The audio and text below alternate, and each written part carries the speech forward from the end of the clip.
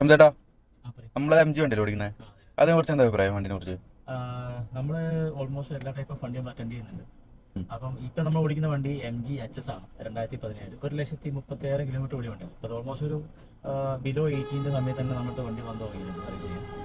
അപ്പോൾ ഈ വണ്ടീനെ പറ്റി പറയുകയാണെന്ന് വെച്ചെങ്കിൽ നമ്മൾ ഇതൊക്കെ പുതിയ ടെക്നോളജി വന്നതാണ് എങ്കിലും മറ്റു വണ്ടിനെ കമ്പയർ ചെയ്യുന്ന സമയത്ത് കുറച്ചുകൂടി എന്താ ഓപ്ഷൻസ് കുറേ കൂടുതലുണ്ട്. ഇപ്പോൾ അപ്പോൾ ഇന്ത്യയിൽ കാണിച്ചു കൊടുത്ത് ജസ്റ്റ് റൂഫിനായ നല്ല റൂഫുണ്ട്, ഇലക്ട്രോണിക് പാർക്കിംഗ് സിസ്റ്റം ഉണ്ട്, പിന്നെ 4x4 എല്ലാത്ത ഐറ്റംസ് ഒന്നും ഇല്ല, എല്ലാം ഉണ്ട്. ബട്ട് എന്ന് വെച്ചിട്ടുണ്ടെങ്കിൽ നമ്മളിപ്പോൾ ടൊയോട്ട നിസാനൊക്കെ കമ്പയർ ചെയ്ത് നോക്കുമ്പോൾ മാത്രം ക്വാളിറ്റി ഉണ്ടോ എന്നുള്ളത് വെച്ചിട്ടുണ്ടെങ്കിൽ അത് സംശയമാണ്. അപ്പോൾ അതിൽ കൂടുതൽ എനിക്ക് തോന്നുന്നത് നമ്മൾ ഈ MG ഉപയോഗിക്കുന്ന കസ്റ്റമേഴ്സിന് നമ്മൾ കമൻ്റ് ആയിട്ട് നിങ്ങൾക്ക് പറയാൻ പറ്റും.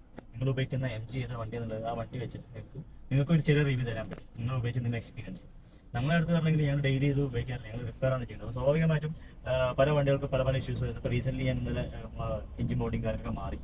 ആശ്വാസം എല്ലാ വണ്ടിയിലും വരുന്നുണ്ട്. പക്ഷേ ഇതൊക്കെ ടൊയോട്ടൻ്റെ വണ്ടിയൊക്കെ വരികയാണെങ്കിൽ 2 lakh 3 lakh കഴിഞ്ഞിട്ടാണ് മോഡിങ് ഒക്കെ ആക്കുന്നത്. പക്ഷേ അങ്ങനെയും ഒരു ഡിഫക്റ്റീവ് ഉണ്ട്. പക്ഷേ നമ്മൾ ഓവറോൾ നോക്കുകയാണെങ്കിൽ അതിൻ്റെ വണ്ടിയെ നോക്കുകയാണെങ്കിൽ നല്ല ബ്യൂട്ടിയാണ്.